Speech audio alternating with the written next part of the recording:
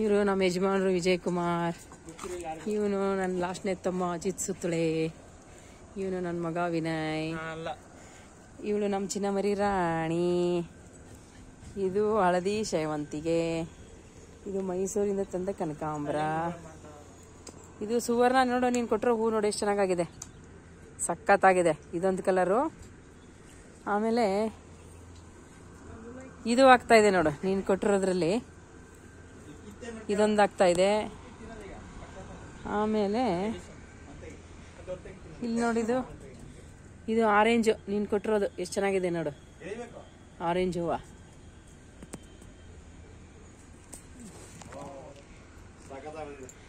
ಆಮೇಲೆ ಮೂಲಂಗಿ. ಎಸ್, ಸಖತ್ತಾಗ್ತದೆ. ತಕೊಂಡ್ಬಿಡ್ಬೇಕಂಗಾರೆ.